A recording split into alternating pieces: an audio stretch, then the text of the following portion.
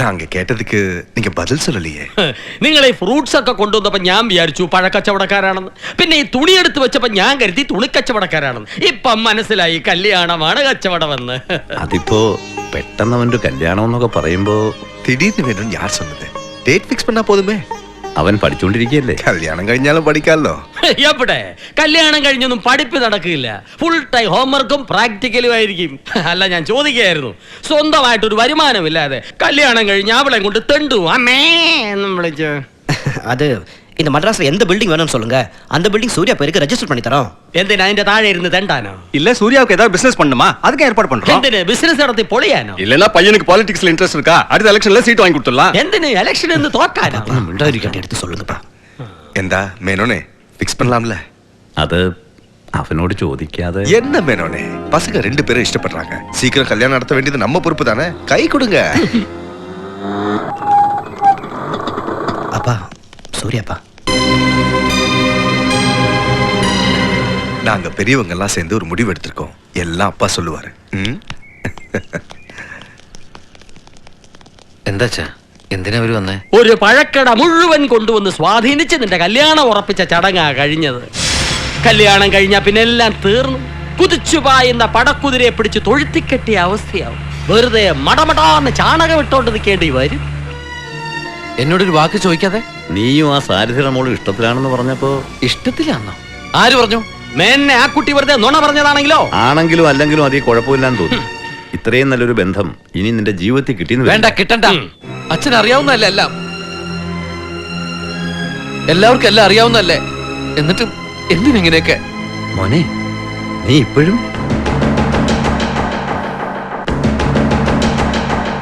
പഴയതൊന്നും മറക്കാൻ എനിക്ക് കഴിയാഞ്ഞിട്ടാ. മോനെ, നീ ഇതെങ്ങോട്ടാ? എന്നെ ഇഷ്ടമെന്ന് പറഞ്ഞോളെ, എനിക്കൊന്ന് കാണണം.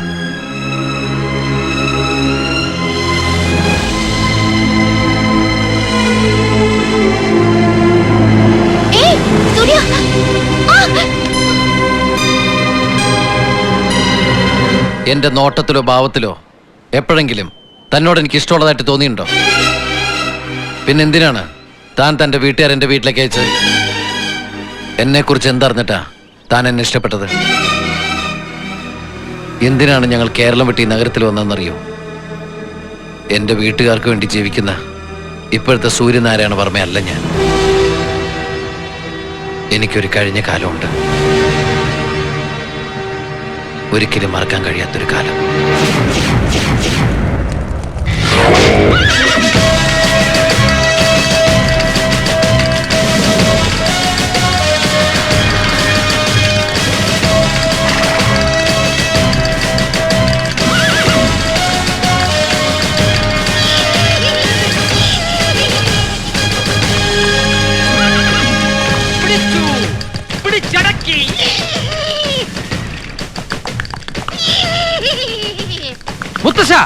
എന്റെ കൊച്ചുമോൻ മലബാറും പിടിച്ചടക്കി. അവരിനി മഹാരാജാവല്ല, ചക്രവർത്തിയാ, ചക്രവർത്തി. അമ്മേ, ഒരു സന്തോഷ വർത്താനുണ്ട്. അമ്മയുടെ അച്ഛന് ഭ്രാന്തായിട്ടാ. ഊളമറൽ നമ്പർ എടുത്താ. കുതിരയോടെ മുത്തശ്ശ, എവിടെ കൊടിമരവും പടയാളികളും കുതിരകളും? കുതിരയെ തൊഴുത്തിലൊരു എരുമ നിപ്പുണ്ട്, വിളിക്കട്ടെ? മലബാർ ഒരു സ്വപ്നമായിരുന്നു.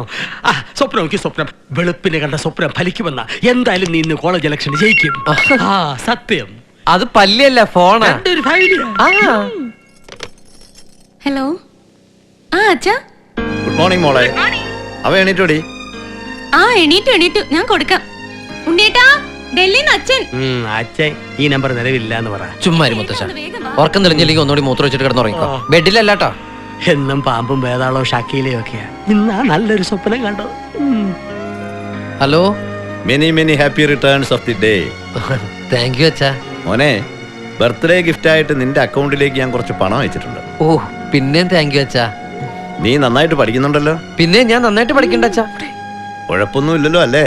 ഉഴപ്പോ എന്ന് പറഞ്ഞ എന്താ അച്ഛാ? ഓക്കെ ഓക്കെ അച്ഛാ. അല്ല അച്ഛാ, മോനിവിടെ നന്നായിട്ട് പഠിക്കാന്ന ഡൽഹിയിലിരിക്കുന്ന അച്ഛന്റെ വിചാരം. അവൻ ഇവിടെ മുത്തച്ഛന്റെ കൂട്ടും കൂടി ജീവിതം പാഴാക്കാന്ന് അറിഞ്ഞ. എന്റെ കൂടെ കൂടിയാ ജീവിതം പാഴാകില്ലടി, നന്നാവുകയുള്ളൂ. ഇവന്റെ എല്ലാ ഉയർച്ചയുടെ ഉറവിടം ഞാനാണെന്ന് ഒരിക്കൽ നീയൊക്കെ പറയും. അതുവരെ മുത്തശ്ശൻ ജീവിച്ചിരിക്കുവോ? അറം പറ്റുന്ന വാക്കൊന്നും പറയാടി. മോനെ, വേഗം കുളിച്ച് ശുദ്ധിയാകൂ, നമുക്ക് ക്ഷേത്രത്തിൽ പോകണം. നിനക്ക് ഒരുപാട് ദൃഷ്ടിദോഷമുള്ളതാ, അതിനനുസരിച്ച് നേർച്ചകളും എനിക്കുണ്ട്. മുത്തശ്ശ നേർച്ചയുടെ കാര്യം പറഞ്ഞപ്പോഴാ കഴിഞ്ഞ തവണ പരീക്ഷ ജയിക്കാനായിട്ട് ഞാൻ മുത്തശ്ശനെ കൊണ്ട് 11 പ്രാവശ്യം ശയന പ്രതിഷ്ഠ ചെയ്യിക്കാൻ നേർന്നിരുന്നു ദേവീക്ഷേത്രത്തിൽ. എന്നാ പിന്നെ നെറുകം തലയിൽ ഒരു ശൂലവും കയറ്റി എന്റെ നെഞ്ചത്തൊരു തേങ്ങ അടിച്ച് വായി കുറച്ച് പച്ചരിയും കൂടെ വാരിയിട്. അവന്റെ ഓരോ വഴിപാടുകൾ ഇനി മുതൽ ഞാൻ നേരും, നീ നടത്തും.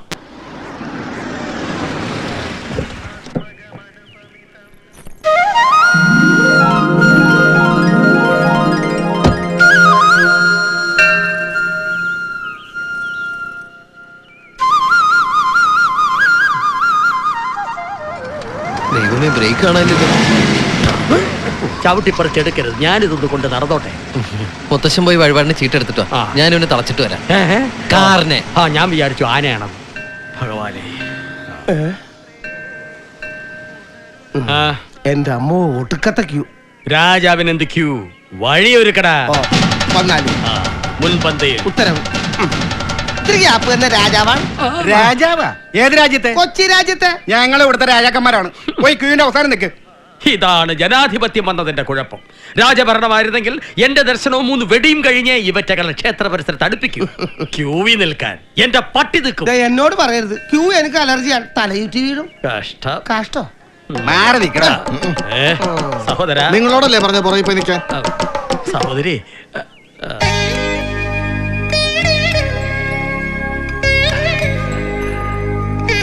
ഈ കൂട്ടത്തിൽ സന്മനസ്സുള്ള ഒരു മുഖം ഞാൻ കുട്ടിയിൽ കാണുന്നു.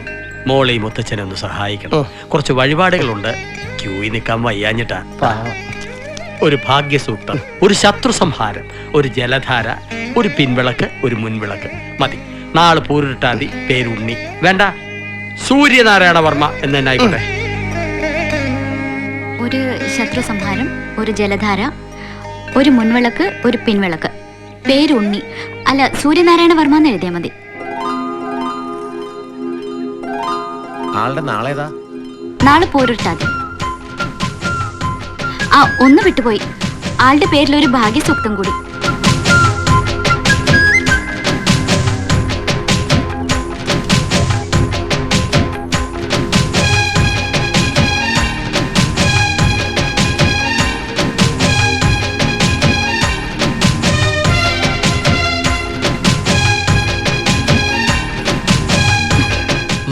എന്താ? ഒന്നുമില്ല. വഴിമാറ്. എത്ര നാളായി തുടങ്ങിയിട്ട്? എന്ത്? ഓ, ഒന്നും അറിയാത്ത പോലെ പറയാണ്ട് ഞാൻ വിടില്ല മോളെ. ഞാൻ കണ്ടു. എന്ത് കണ്ടൂന്ന്? പറയട്ടെ, വഴിപാട് കഴിക്കണ ഞാൻ കണ്ടു. അതിനെന്താ? എന്നെ അത്രയ്ക്ക് ഇഷ്ടാണോ? ശരിക്കും ഇഷ്ടം എന്നുമല്ല തുടങ്ങിയത്. ആദ്യം എന്നെ കണ്ടത് എവിടെ വെച്ചാ? ഊളംപാറയിൽ വെച്ച്. എനിക്ക് എന്താ വേണ്ടേ? പട്ടാണെന്ന് തോന്നുന്നു. മര്യാദ കൊണ്ടോണ്ടിരുന്ന എന്നെ വിളിച്ച് ചോറില്ലെന്നാ. വിടില്ല ഞാൻ. നിന്നെ ഒരു കാര്യം പറയട്ടെ. എന്താ? വിടില്ല ഞാൻ. പറയണ്ട, വിടില്ല ഞാൻ. ദോ. ഞാൻ ആദ്യം കണ്ടത് ഇന്നാണെങ്കിലും കണ്ടപ്പോ തന്നെ എനിക്ക് ഇഷ്ടപ്പെട്ടു. ഇവിടെ ഇപ്പൊ ആരുമില്ല, ആരും കാണില്ല. വേഗം പറഞ്ഞോളൂ. ഞാൻ എന്ത് പറയണെന്നാ താൻ പറയണേ? ഐ ലവ് യു എന്ന് വേഗം പറ. ഇത്രയും കാലം ഉള്ളിൽ ഒളിപ്പിച്ച സ്നേഹം പുറത്ത് കാണിക്ക് പൊന്നെ. നിർത്തണോ? തനിക്ക് എന്താ വേണ്ടേ? ഞാൻ ആരാന്ന് വിചാരിച്ചാ സംസാരിക്കണേ? എന്താ കുട്ടിയെ? ഇയാള് കൊറേ നേരമായിട്ട് എന്നെ. എന്താടോ? ഒന്നുമില്ല, ഞാൻ കുട്ടിയോട് സമയം ചോദിക്കുന്നു. തന്റെ വാച്ചുണ്ടല്ലോ. പറഞ്ഞോലെ എന്റെ വാച്ചുണ്ടല്ലോ. എന്ത്? അല്ല, എന്നെ സമയം ശരിയാണെന്ന് ഞാൻ ചോദിക്കായിരുന്നു. തന്റെ സമയം മോശമാക്കാതെ പോടൂ. ഇത് അമ്പലപ്പറമ്പാ, നാട്ടുകാരുടെ പെട്ട പൂരപ്പറമ്പാവും. പേടിപ്പിക്കൊന്നും വേണ്ട. അമ്പലത്തിൽ പ്രദക്ഷിണം വയ്ക്കല്ല, ഞാൻ തേങ്ങ ഉടയ്ക്കും. ഒന്ന് പോടൂ. എന്ത് പോടർക്കാ? നീ ഇതെവിടെയായിരുന്നു മോനെ? നീ കുളത്തിൽ പോയെന്നും പറഞ്ഞ ഭൃത്യം നിന്നെ തപ്പാൻ പോയിരിക്കുക. എടാ അതെ മുത്തശ്ശ. എന്റെ തല മുട്ടയടിക്കുന്ന വഴിപാടാണെങ്കിൽ നീ നേരണ്ട. അതല്ല മുത്തശ്ശ, ഒരു പെൺകുട്ടി ഞാൻ അറിയാതെ എന്നെ സ്നേഹിക്കുന്നു. ഞാൻ ഇന്ന് അവളെ കയ്യോടെ പിടിച്ചു മുത്തശ്ശ. എന്റെ ഊരും പേരും നാളും നക്ഷത്രം എല്ലാവർക്കും അറിയാം.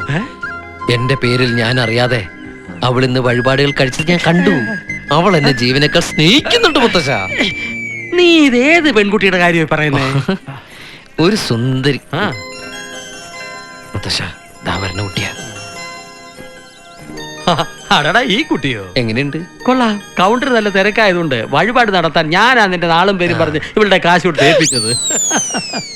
അപ്പൊ ഈ കുട്ടിക്ക് എന്നെ അറിയില്ല? ഇല്ല. കുറച്ചു നേരം കൂടി കഴിയരുതെങ്കിൽ ഇഷ്ടപ്പെട്ട് ഞാൻ ആ കുട്ടിയെ കെട്ടിപ്പിടിച്ചിരുന്നെങ്കിൽ. നാറിയനെ. അയ്യോ, ഇതാ വഴിപാട് നടത്തിന്റെ റെസീറ്റും ബാക്കി കാശും. ഈ വായി നോക്കിയാണ് സൂര്യനാരായണ വർമ്മ. ബാക്കിലുണ്ട്. ഇയാൾ ആരാ മുത്തശ്ശന്റെ? എന്റെ അകന്ന ഒരു ഫ്രണ്ടാ. തൽക്കാലം ബാക്കി നിർത്തിയിരിക്കെ. ഈ കോന്നിന് വേണ്ടി എന്തിനാ വഴിപാട് നടത്തി വെറുതെ ദൈവങ്ങളെ ബുദ്ധിമുട്ടിക്കണേ? ആ കാശിന് വല്ല അന്നദാനം നടത്തിയ മുത്തശ്ശന് പുണ്യം കിട്ടും.